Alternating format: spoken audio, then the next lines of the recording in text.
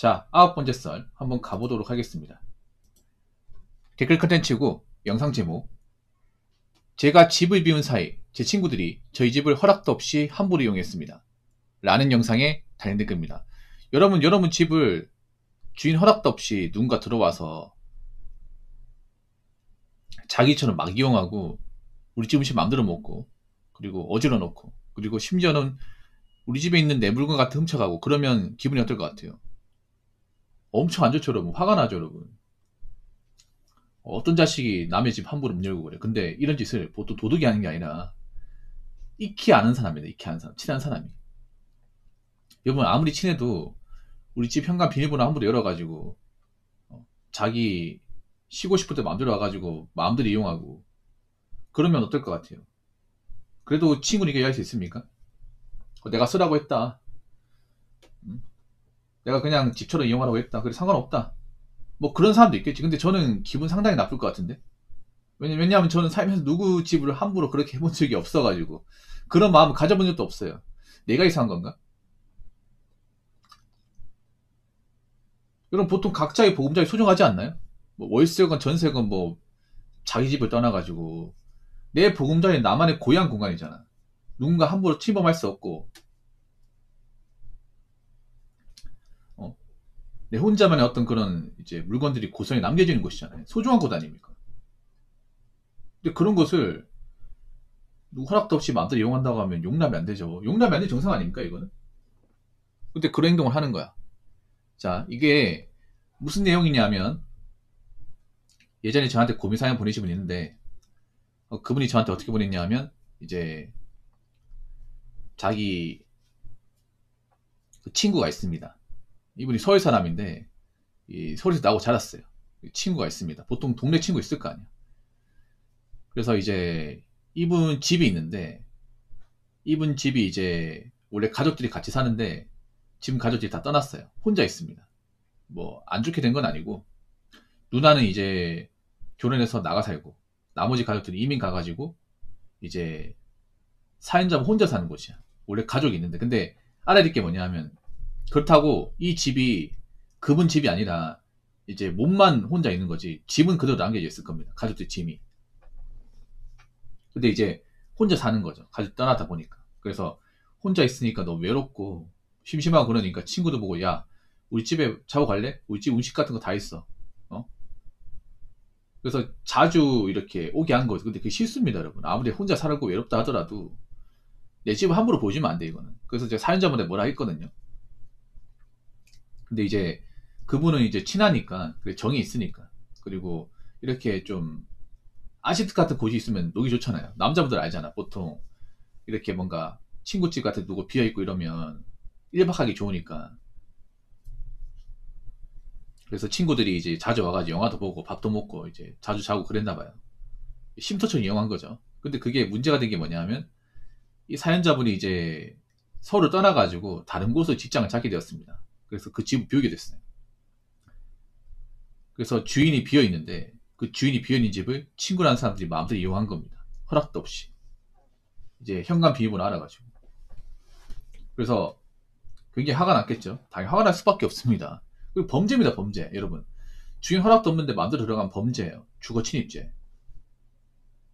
거기다가 그 주인 허락도 없이 들어가서 어떤 물건을 건드는지 알 수가 없잖아요, 여러분. 그렇지 않습니까? 아니 뭐 집에 아무리 뭐 좋은 물건 없다고 해도 가져갈 거 많거든요, 여러분. 전자제품 같은 거 가져갈 수 있잖아, 여러분. 그 친구랍시고 우리 집 물건 다 디볐을 거 아니야. 거기 보면 이제 그 집에 그분 혼자만의 물건이 아니라 남 가족들 물건이 있을까. 누나도 짐 이제 결혼하면서 남겨놓은 짐도 있을 테고 부모님 짐도 있을 거야. 옷 같은 것도 있을 거 아니에요. 그런 거 서랍 안 열어봤다는 보장이 없잖아요. 이게 주인도 없는데 그렇지 않습니까? CCTV 달려있는 것도 아니고요. 혹시나 모릅니까? 그 집안에 이제 서랍 열어보니까 뭐 귀중품이 있고 귀금속이 있고 그리고 뭐 돈 될 만한 뭐 달러 같은 거 이런 거 훔쳐갈 수 있는 거죠, 여러분. 여러분 가까운 사람이 더 무서워요. 뭐 가까운 사람이. 왜냐하면 한국 사람들은 보통 가깝게 지내면 의심을 안 하거든요. 의심은 안 해. 보통 친하게 지내고 가까이서 자주 보고 하면 아 이 사람은 그냥 자주 본 사람이니까 의심 안 해도 되겠다 이렇게 생각하는데 그게 악수가 된 경우가 정말 많아요. 이분도 그런 거예요. 어릴 때 친하게 지냈고 우리 집 자주 왔고 그러다 보니까 별로 경계심이 없는 거야.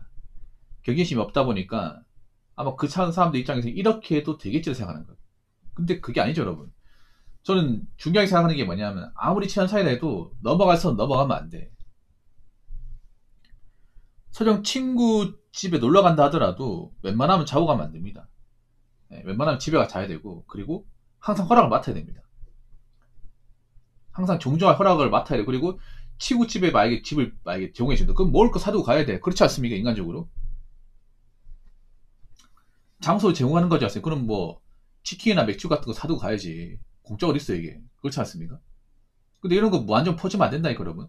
여러분 아무리 내가 좋아하는 사람이고 내가 정말 뭐 친하게 지내는 사람이 하더라도 퍼주면 안 됩니다. 퍼주면 이용합니다. 살아보니까 그래요. 뭔가 이 사람한테 하나씩 베풀고 챙겨주고 하잖아요.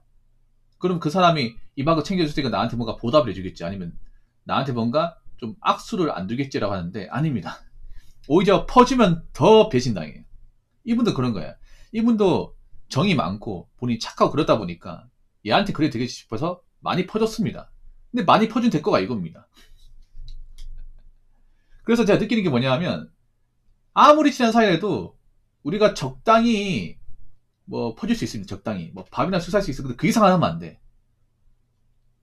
저는 개인적으로 제일 싫어하는 단어가 뭐냐 하면 그 사자성어 중에 제일 싫어하는 사자성어가 물신양면이에요. 물신양면. 절대 물신양면 하면 안 돼요.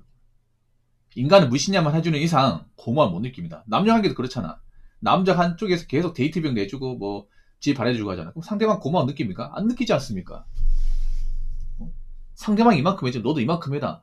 그렇게 해야지. 그래야 밸런스가 맞는 거 아니야. 한쪽은 뭔가 일방적 이용하고 한쪽은 뭔가 제공해 주는데 생각해봐. 그 받는 사람 입장에서 고마움 느끼겠냐고. 이게 당연한 거 아니야. 그 사람들도 당연한 겁니다. 어차피 이 친구 집 사람 없어도 비밀번호 달고 있고 매번 놀러 가던 곳이니까 상관없다. 아마 이렇게 생각한 거예요. 근데 그런 사람이 어떻게 좋은 친구입니까? 정말 좋은 친구가 어떤 사람이냐? 상대방의 소중한 공간은 절대 건드리지 않습니다. 절대로. 상대방이 소중히 아끼는 그 물건 같은 거, 뭐 차나, 뭐 컴퓨터나, 뭐 스마트폰, 그리고 뭐 집 같은 거, 소중하지 않습니다. 이런 거는 절대 건드리면 안 돼. 그 사람 생각한다면. 근데 그 친구들 입장에서는 본인을 중요하게 생각하지 않으니까 그냥 막 건드린 거죠. 그럼 앞으로도 그런 사람들은 나한테 함부로 할 가능성이 큰 거지. 제가 볼 때 그런 사람들은 더 이상 친구가 아닙니다. 친구 아니에요. 그리고 저런 행동했다는 것 자체가 범죄예요, 범죄. 여러분 잘 들으세요. 주인도 없는 집에 함부로 들어가면 범죄입니다, 범죄. 주거 침입죄예요. 형량 셉니다. 그리고 거기 있는 물건 함부로 쓰면 이것도 절도도 또 될 수 있습니다.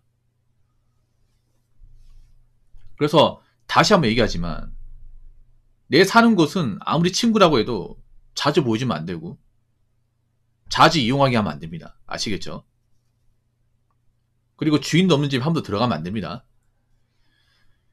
자, 댓글 한번 읽어보도록 하겠습니다. 10년마다 한 번씩 인맥 갈취가 필요합니다. 과감하게. 살면서 도움 안 되는 폐만 끼친 부류들이 있어. 라고 적어졌습니다. 보통 나이 먹으면 인맥이 많이 필요 없습니다. 나이 먹으면 인맥이 사실 없어도 되는 존재예요. 내가 잘 살면, 내가 만약에 뭐 벌이가 괜찮고 능력이 괜찮으면 사실 인맥 필요 없습니다. 필요 없어요. 그리고 내가 능력이 괜찮으면 인맥 알아서 생깁니다. 정말로. 근데 내가 아무리 인맥이 많아도 있잖아요. 나이 먹고 뭐 개차만 되잖아. 그러면 다 떨어져 나가. 다 떨어져 나갑니다. 어릴 때는 막 이렇게 친구 많고 어울리는 사람도 많고 부르는 사람 많으면 이게 부러운데 나이 먹어보니까 별거 아니야. 나이 먹어보니까. 왜냐하면 저 중에 뭐 사람 많다고 하는 게 괜찮은 인맥이 얼마나 되겠냐고. 사람 많으면 다 좋은 맥이야. 다 수친구나 뭐 놀기 좋은 사람들이지. 막상 저런 사람들이 내가 궁지에 몰리면 도와줄 사람 아무도 없어요. 이게. 그래서 여러분 아무리 어릴 때 뭐 친하게 지냈던 사람이 하더라도 이 사람 객관적으로 뭐 하자가 있다거나 나한테 선을 넘는다 이러면 가해치기 해야 됩니다. 정말로. 이분은 그건 안 한 거야. 여러분 이 정에 휩쓸리지 마시오. 정. 뭐 어릴 때 자주 봤으니까 뭐 15년 동안 봤으니까 나는 이런 거 정말 뭐 15년지기 20년지기 그딴 게 무슨 의미 있어 여러분. 뭐 오래 알고 지내면 좋은 겁니까? 오래 알고 지냈어도 기본적인 선이나 자존심은 건드리면 안 되지 않습니까? 근데 오래 알고 지냈다고 막 만만하게 생각하고 내 물건 함부로 이용하고 우리 집안 문제 함부로 거들먹거리고 그럼 무슨 그게 친구야. 논팽이지. 여러분 항상 우리가 주의해야 될 게 뭐냐면 나이 먹으면 있잖아요. 무조건 오래 알고 지냈다고 다 괜찮은 게 아니에요. 오래 알고 지낸 사람 중에 선 넘는다거나 객관적 악관이 못하고 하자가 있다. 그러면 정리해야 돼요. 이 사람이 뭐 빚이 많다. 뭐 카드를 함부로 써가지고 카드 리보빙을 한다. 아니면 뭐 일을 제대로 안 한다. 이러면 좀 멀리 해야 돼. 뭐 고등학교 때 정말 친했다. 뭐 이딴 거 다 소용없습니다, 여러분. 이 반목이죠, 여러분? 왜냐하면 악관이 못한다는 건 뭐냐면 그만큼 나한테 뭔가 빌붙는다거나 나를 힘들게 할 가능성이 높다는 얘기예요. 뭐 과거에 착했다. 그럼 과거에 착한 거지 지금 착한 게 아니잖아. 여러분 그거 하시기 바라기. 자본주의 사회에서 성이 되고 나서 기본적인 악관이면 안 돼요. 기본적인 어떤 에티켓이 없다는 것은 나에게 얼마든지 해를 가할 수 있다. 이 말입니다. 그래서 예정 생각하고 뭐 학교 다닐 때 그런 이제 뭐 우애 생각하면서 유지하시면 안 돼. 나이 먹어서 기본적으로 뭔가 좀 철없이 행동하고 뭔가 좀 선을 넘는다고 생각이 되면 정리하는 게 맞습니다. 앞으로 내 인생을 위해서. 무슨 말인지 아시겠죠?